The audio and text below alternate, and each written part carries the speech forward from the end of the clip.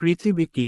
পৃথিবী সূর্য থেকে তৃতীয় গ্রহ এবং আকার ও ভরের দিক থেকে সৌরজগতের পঞ্চম বৃহত্তম গ্রহ। মহাবিশ্বের একমাত্র স্থান যেখানে প্রাণের অস্তিত্ব রয়েছে, তার কাছাকাছি পরিবেশই পৃথিবী। পৃথিবী 2012 সালে নাসার শমি ন্যাশনাল পোলার অরবিটিং পার্টনারশিপ স্যাটেলাইটে থাকা যন্ত্র দ্বারা ধারণ করা পৃথিবীর একটি যৌগিক চিত্র। শীর্ষ প্রশ্নাবলী। পৃথিবী কি? পৃথিবী সূর্য থেকে তৃতীয় গ্রহ এবং আকার ও ভরের দিক থেকে সৌরজগতের পঞ্চম বৃহত্তম গ্রহ।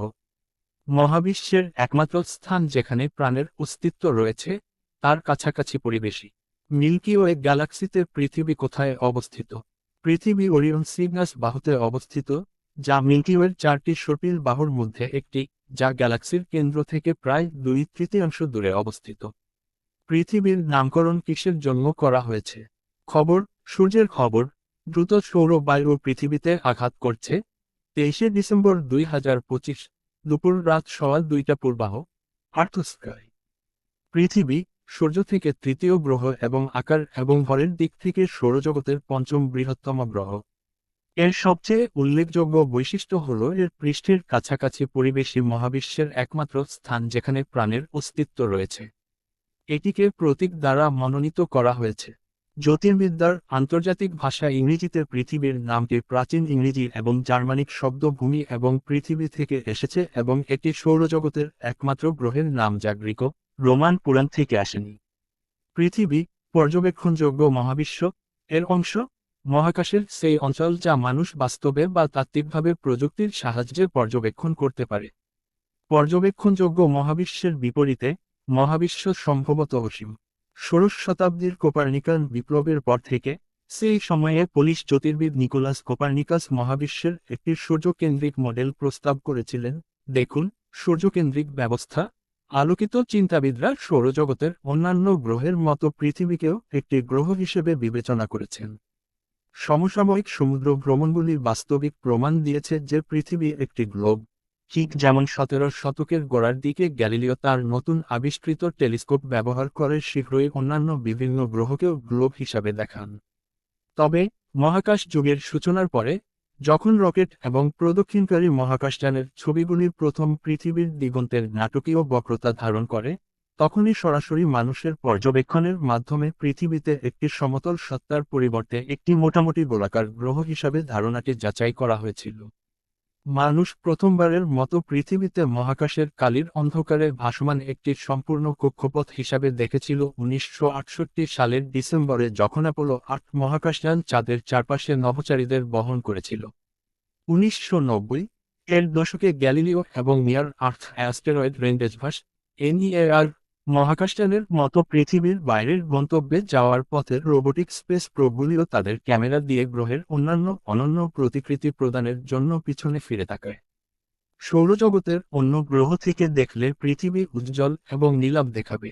একটি বৃহৎ টেলিস্কোপ দিয়ে দেখা সবচেয়ে সহজ হবে এর বায়ুমণ্ডলীয় বৈশিষ্ট্য, প্রধানত মধ্য অক্ষাংশ এবং গ্রীষ্মমণ্ডলীয় জ্বরের ঘূর্ণায়মান সাদা মেঘের ধরন, যা গ্রহের চারপাশে মোটামুটি অক্ষাংশীয় বেল্টে বিস্তৃত। উপরে মেঘ এবং নিচে তুষার এবং বরফের কারণে মেরু অঞ্চলগুলিও উজ্জ্বল সাদা দেখাবে। মেঘের পরিবর্তিত ধরনগুলির নিচে অনেক গাঢ় নীল কালো সমুদ্র দেখা যাবে, যা মাঝে মাঝে মরুভূমির ভূমির ধূসর দাগ দ্বারা বাধাগ্রস্ত হবে। বেশিরভাগ মানুষের জীবনকে আশ্রয়কারী সবুজ ভূদৃশ্য মহাকাশ থেকে সহজে দেখা যাবে না। এগুলি কেবল স্থলভাগের একটি সামান্য অংশই নয়, যা নিজেই পৃথিবীর পৃষ্ঠের 1/3-এরও কম, বরং প্রায়শই মেঘ দ্বারা আবৃত থাকে। ঋতু চলাকালীন পৃথিবীতে ঝড়ের ধরন এবং মেঘের বেল্টের কিছু পরিবর্তন লক্ষ্য করা যাবে। উত্তর গোলার্ধের স্থলভাগ জুড়ে শীতকালীন তুষারকণার বৃদ্ধি এবং মন্দাও লক্ষণীয় হবে।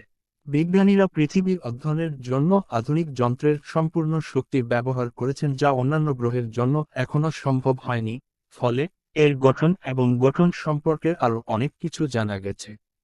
এই বিশদ জ্ঞান, ফলস্বরূপ, গ্রহগুলি কিভাবে সাধারণত শীতল হয়, কিভাবে তাদের চৌম্বক ক্ষেত্র তৈরি হয় এবং কিভাবে গ্রহগুলির অভ্যন্তরীণ কাঠামো বিকাশের সাথে সাথে ভারী উপাদানগুলি থেকে হালকা উপাদানগুলিকে পৃথক করার প্রক্রিয়াগুলির গভীর অন্তর্দৃষ্টি প্রদান করে, ভূতাত্ত্বিক প্রক্রিয়াগুলির জন্য অতিরিক্ত শক্তি নির্গত করে এবং ভূত্বকের গঠন পরিবর্তন করে।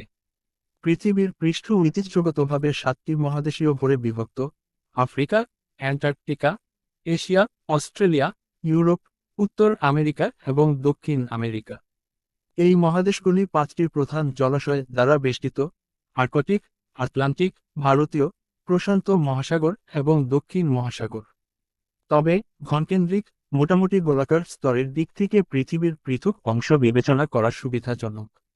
অভ্যন্তর থেকে বাইরের দিকে প্রসারিত এগুলি হল মূল আবরণ, ভূত্বক, পাথুরে পৃষ্ঠ সহ জলমণ্ডল, প্রধানত মহাসাগর, যা ভূত্বকের নিম্ন স্থানগুলি পূরণ করে, বায়ুমণ্ডল, নিজেই গোলাকার অঞ্চলে বিভক্ত যেমন ট্রপোস্ফিয়ার, যেখানে আবহাওয়া ঘটে, এবং স্ট্র্যাটোস্ফিয়ার, যেখানে ওজোন স্তর অবস্থিত যা পৃথিবীর পৃষ্ঠ এবং এর জীবকে সূর্যের অতিবেগুনি রশ্মির বিরুদ্ধে রক্ষা করে, এবং চৌম্বকমণ্ডল, মহাকাশে একটি বিশাল অঞ্চল যেখানে পৃথিবীর চৌম্বক ক্ষেত্র সূর্য থেকে আসা বৈদ্যুতিক চার্জযুক্ত কণার আচরণকে প্রাধান্য দেয়। এই জ্যোতির্বিদ্যা ভিত্তিক সারসংক্ষেপে এই বিভাগগুলি সম্পর্কে জ্ঞানের সারসংক্ষেপ তুলে ধরা হয়েছে। আলোচনাটি পৃথিবী বিজ্ঞান এবং জীবন বিজ্ঞানের উপর ভিত্তি করে অন্যান্য চিকিৎসা পদ্ধতির পরিপূরক। ভূবিজ্ঞান প্রবন্ধে পৃথিবীর আকৃতি এবং মাত্রা নিয়ে আলোচনা করা হয়েছে।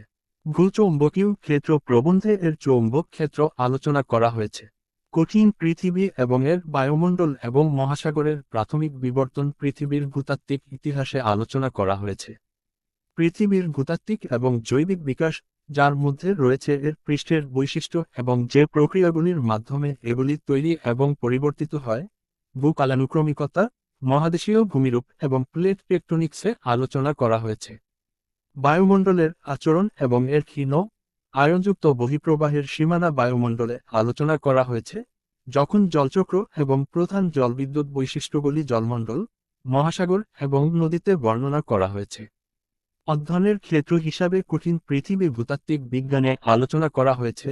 পৃথিবীর পৃষ্ঠ এবং অভ্যন্তরীণ অংশ অনুসন্ধানের জন্য ব্যবহৃত পদ্ধতি এবং যন্ত্রগুলি পৃথিবী অন্বেষণে আলোচনা করা হয়েছে এবং প্রাচীনকাল থেকে আধুনিক সময় পর্যন্ত পৃথিবীর অধ্যয়নের ইতিহাস পৃথিবী বিজ্ঞানের জরিপ করা হয়েছে।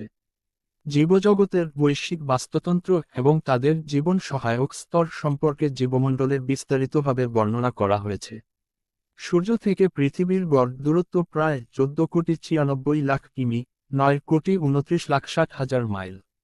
গ্রহটি সূর্যকে এমন একটি পথে প্রদক্ষিণ করে যা বর্তমানে শুক্র এবং নেপচুন ছাড়া অন্য দুটি গ্রহের কক্ষপথের তুলনায় প্রায় একটি বৃত্তাকার, কম অদ্ভুত পথ।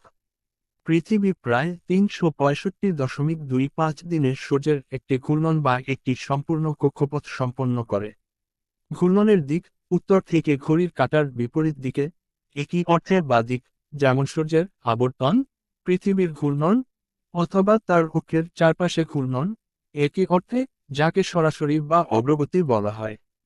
এটি নাক্ষত্রিক দিনের ঘূর্ণনকাল বা দৈর্ঘ্য। দিন দেখুন, নাক্ষত্রিক সময় 23 ঘন্টা 56 মিনিট এবং 4 সেকেন্ড, মঙ্গল গ্রহের দিনের মতোই। বৃহস্পতি এবং বেশিরভাগ গ্রহাণুর দিন অর্ধেকেরও কম লম্বা, যেখানে বুধ এবং শুক্রের দিনগুলি তাদের কক্ষীয় সময়ের তুলনায় প্রায় তুলনামূলক বেশি। 23.44 ডিগ্রি ঢাল, অথবা পৃথিবীর অক্ষের তার কক্ষপথের দিকে ঝুঁকে থাকা, যা সাধারণত এক বছরের মধ্যে এক গোলার্ধে বা অন্য গোলার্ধে বেশি তাপ এবং বেশি ঘন্টা দিনের আলোর সৃষ্টি করে এবং তাই ঋতুর চক্রাকার পরিবর্তনের জন্য দায়ী।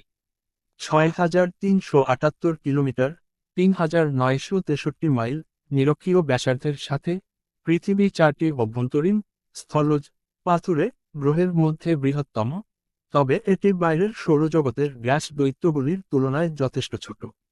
পৃথিবীর একটি মাত্র প্রাকৃতিক উপগ্রহ রয়েছে, চাঁদ, যা গ্রহটিকে প্রায় 3,84,400 কিলোমিটার, 238,900 মাইল গড় দূরত্বে প্রদক্ষিণ করে।